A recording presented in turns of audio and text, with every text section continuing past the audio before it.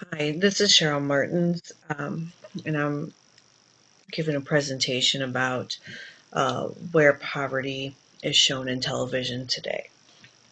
My basic premise is that television, particularly of the 60s, 70s, and 80s, and even a little bit earlier, had very realistic portrayals of what it meant to not have money, to struggle, and to live in poverty. In that today's world, we do not have such representation.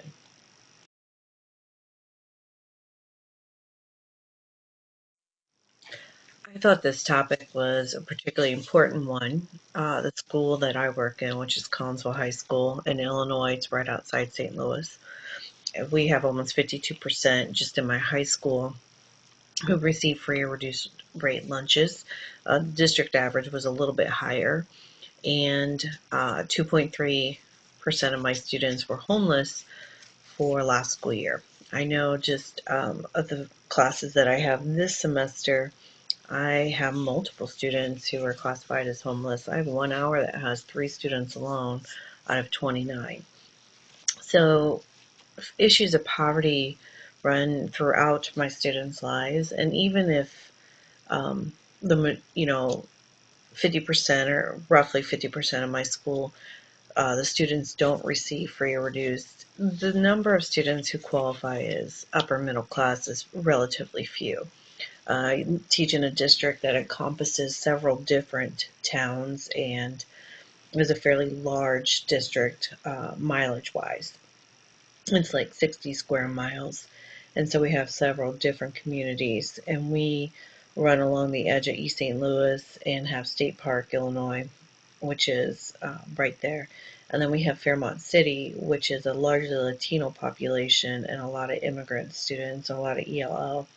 And then we have Collinsville itself, which is a fairly large um, town, about 35,000, and it has a variety of income levels. And then we have Maryville, which is very close to a college town and one of the wealthier areas in the kind of region. So we do have a variety. Aside from the mostly Maryville students, we're going to have a lot of low income students. So it matters that they're not seeing themselves represented on television. It matters that we as a society largely ignore the entire issue and that there's not a whole lot being said about it at all. We're just ignoring it for the most part.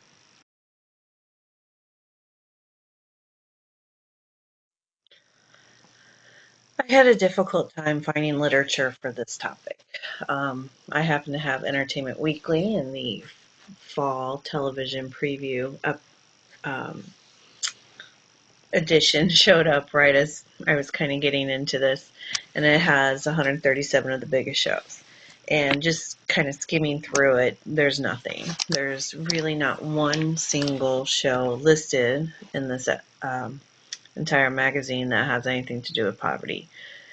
So then looking into research, the literature that I did find, and you can see on some of these slides, is really dated. And in some ways, that maybe is actually a little bit beneficial for me because I can show that there was actually better representation 20, 30, 40 years ago than there is today. However, there's really just kind of a lack of information in general about how poverty is represented in television. I did not find much directly on it. I did find a couple really nice ones, and I can try and go back some more. But I was a little surprised at how little I found. So, a couple that I found, one talks about the context and effects and family, like when they watch as a family. But that would have something, I think, of value. It does have something of value for this. And then older Americans, too, which I thought was kind of interesting. Particularly retirees tend to watch a lot of television, and they kind of lack representation in general. I mean, there was a reason Matlock was so popular, and that there's rarely anything that shows, trying to live off of a senior citizen's income of just Social Security and those kinds of issues. So then our schools, if we have, multi-generational families, which we often do, particularly those people who do live perhaps are qualified as homeless or live with family members. And certainly I have a number of students that live with grandparents. And so it's a very realistic issue that somebody might be living off of Social Security, and those sorts of issues are keeping grandma in the house with you because she does get Social Security and using that as a means to make ends meet. So these are issues that apply to my students' lives.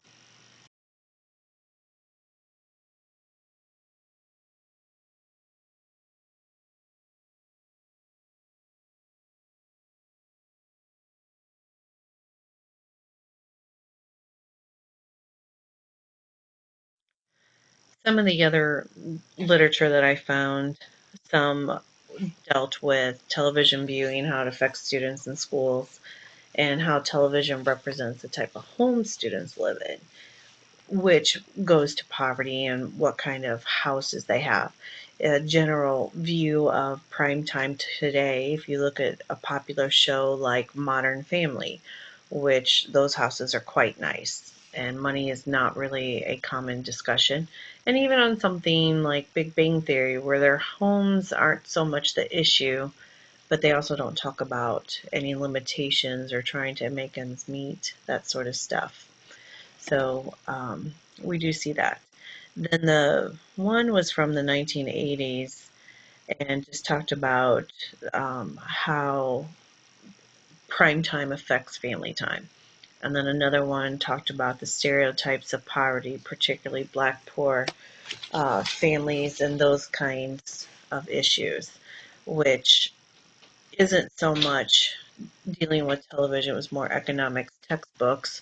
But since it was a stereotype or tropes and kind of going that way, so that one has some effect on this.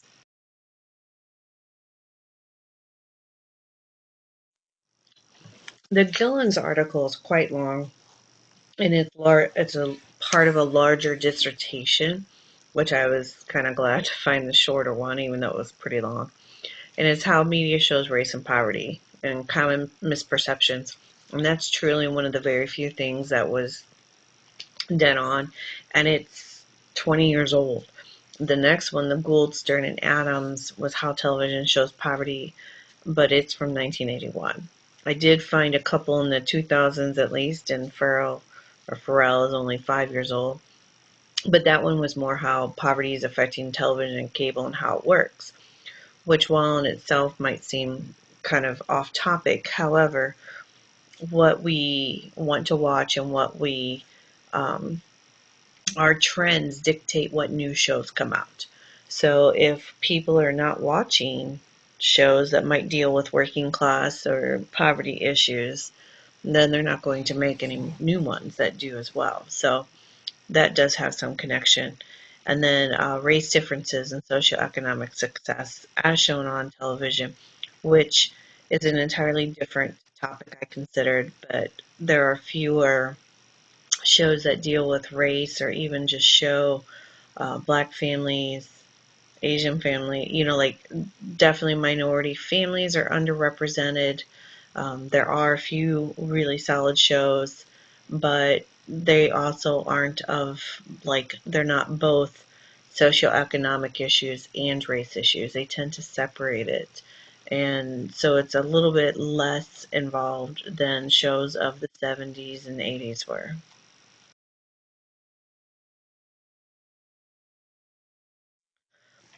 Part of my data collection just involved looking at the lineups for NBC, CBS, and ABC.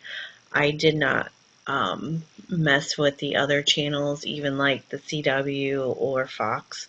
I kind of considered just the three main ones and their fall lineups. And so I went to um, just their websites, and I already mentioned the Entertainment Weekly that I had, and just kind of scanning through and then doing a little bit of Googling just to make sure that I had a good understanding. Some shows are brand new or lined up still, so it's a little bit hard to watch them, and I certainly do not have time to sit here and watch all of it. So my data collection is limited to the information that I can find. I There's not enough time to watch all these shows and look for references. So just kind of the overall, what they jobs they seem to have, if they do even seem to have jobs, if they mention paychecks, if there's any kind of inclusion about money issues. And that's really, there isn't for the most part.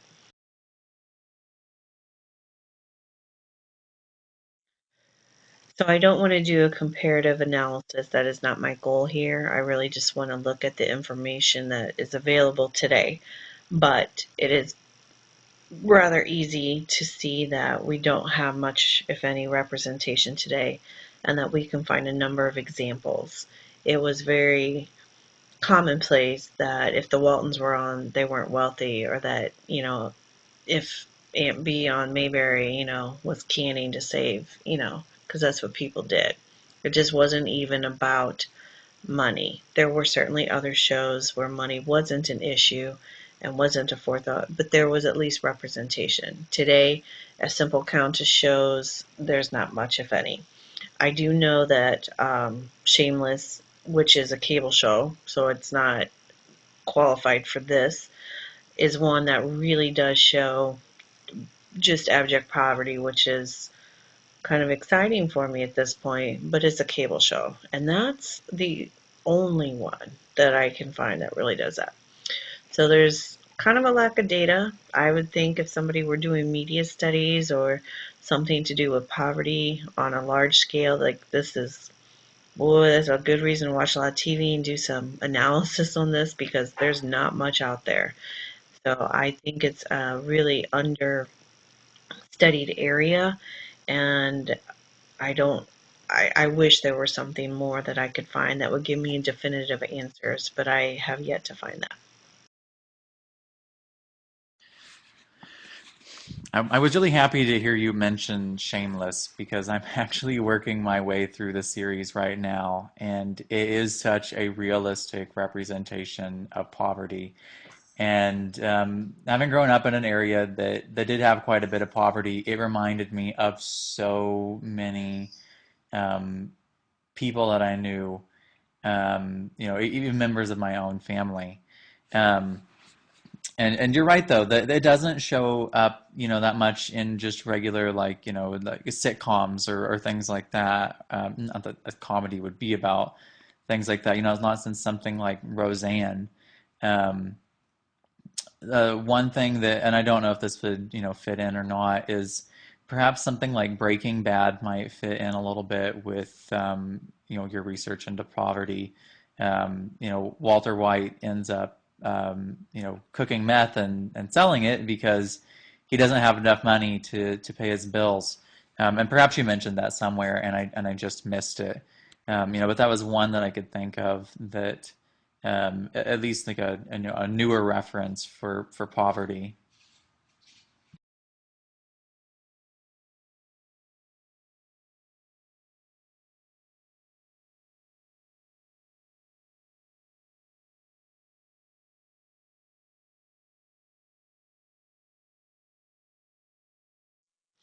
This I already mentioned a little bit, so I'll just say quickly, just little representation. Even when there is something like Two Broke Girls on television, they are broke in the sense that they're not wealthy. And so the idea that they are broke is not it. They're working class, but they have a nice lifestyle. They're just not able to buy everything that they want to buy. So even though it's two broke girls, it's really two middle class girls, or one who used to be wealthy but now isn't. And even if you think about Friends and Rachel, that was kind of it. They didn't struggle to pay their bills, even though, they bounced from jobs. Sometimes, characters lose a job and are unemployed, and then they just kind of move on. It's just not even an issue in most shows. So there might be some kind of token attempt to show that there's a money issue or it's working class, but there's very little reality involved in it, and little effort is made to show anything poverty related. You might find a working class show or two, such as King of Queens. But even that's a fairly nice house in a fairly middle class neighborhood. It's just that they actually work and aren't white collar. So that's kind of where it is today. And that's mostly a rerun at this point. So.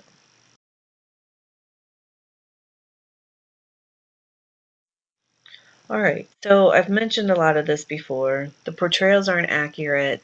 We don't see struggle. We don't see parents working two or three jobs. We don't see kids worried about food or how to pay bills. We just don't see that. We don't see homelessness. We don't see, the secondhand store items. We just don't. It's not on television. Uh, I mentioned working class families are not even common at this point, and poverty is next to non existent. But we have these students, and they are living these lives, and I think it's important that they would see their lives in positive ways. They're just not even hardly seeing their lives at all. And then what portrayals are out there, and reality TV is not my focus here, but sometimes they're laughing at it, like Honey Boo Boo and her family, some of the Buck Wild and some of the other reality shows don't have a real sense. And we have a reality television of like Duck Dynasty, for instance, which is supposed to represent, people of working class ideas and ideals, and that they represent the common man when they're multimillionaires. And so we have this really distorted sense.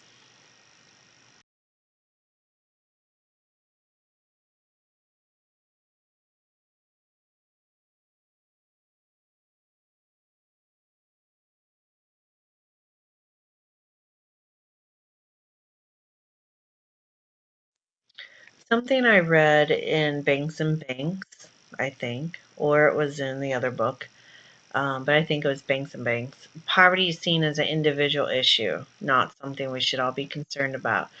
And when I read this, wherever I read it, I thought about that, and I hadn't really thought about that before.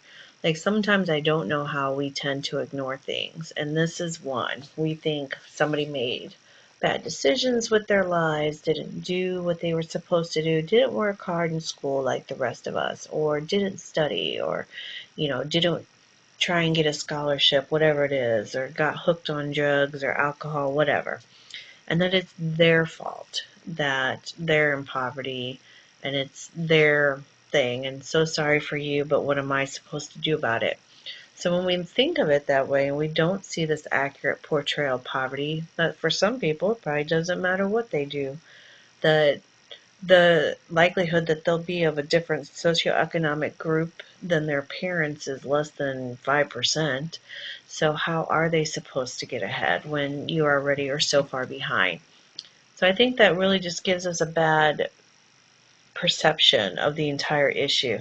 And if nobody is representing this issue, then how are kids supposed to make sense of it? So it's got a huge significance, I think, and I'm kind of saddened that there is so little. I know I grew up in a two job, per parent family, but I also grew up with Roseanne, and they did talk about these issues. And we used to tease my mom that she was kind of like Roseanne in a lot of ways. But that representation, just even that limited one, really matters. And I don't think today's students have that option. Hi, Cheryl. It's Mary Jo. As I'm listening to you talk, what's coming to my mind is that being economically secure is being represented as normal on television. And if you're not economically secure, a person watching television is not economically secure, then you might get the message that you are not normal. And that really does make me wonder about students who don't live the lifestyles that are portrayed on television and how they feel about themselves and their families and how that impacts their learning when they come to school. So I think that what you are pointing out to us is very important for all of us, even for teachers who work in not so diverse schools, maybe more uh, upper class type schools, there's always a student there who doesn't have what everyone else has. And we need to be sensitive to that, I think.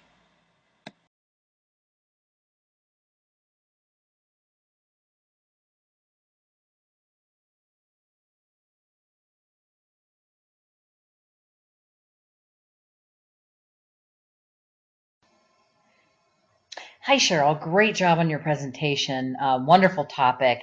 It's so interesting. When I first saw the pictures of the shows on your first slide, I was chuckling because those are shows that, as growing up as a child, I watched all the time. Sanford and Son and Roseanne, and you're right. We don't have shows that represent poverty now. Like I said, I never really thought about it, but your presentation is spot on. That the TV shows we have, they don't show, maybe the parents are both working, but usually not, or it's more about, going to the spa and getting your nails done and things that are not realistic. And students, teens, young adults spend so much time watching television between the reality shows and the other television shows that don't show really what is going on in the world. I mean, it's no wonder that they have a skewed view. Or I can only imagine how the students that truly are in poverty must feel looking around at this world of students that appear to have everything, or their parents, like you said on one of your slides, that the parents do everything, work a couple jobs for their kids to give them everything they can. I have found, I've been teaching since 1989, and I have found, I chuckle because it makes me feel old. I mean, I'm 53, but when I say this, now it seems that kids are so much more, they feel that they're entitled. And even my own girls at 20 and 24, I mean, they're wonderful children, but they look at money, and let's say they have they get an iPad for their birthday, and if it breaks, it's like, oh well, I'll just get another one. And then it's like, well, wait a minute, do you know that costs $300? Oh, okay, well, maybe I won't. Let's see if we can fix that. As a fourth grade teacher, I see it all the time in school, where kids are coming in and they're have new boots or a new coat, and they're outside and they're playing with it or dragging it on the ground. And I'm always saying, hey, pick that up, or if you're not gonna wear it, put it somewhere safe. I mean, what would your mom think of that? Oh, mom, she'd be really mad at me. And so it's kind of they seem to get a lot more as far as electronics. I mean, I'm still amazed at fourth grade that most of the kids have cell phones and iPads and Kindles, and I'm thinking, how many of these things do you need? But so I completely agree on this screen where it says poverty is seen as an individual issue, not something we all should be concerned with. I agree that makes it more difficult to deal with as a society. There is that thought out there that people deserve. Well, they're not getting a job. They deserve to be poor. And as we know, that's not, some people that may be the case, but that's usually not the case. So I love your last line. This distorts our views and limits our compassion and assistance. Absolutely. It definitely does. And I completely agree with you. I think there needs to be more. To me, reality TV should be what really is out there in the world, and how people are living when they don't have the money, or what it's like to go to a secondhand store. So I think you did an awesome job on your presentation. Great topic.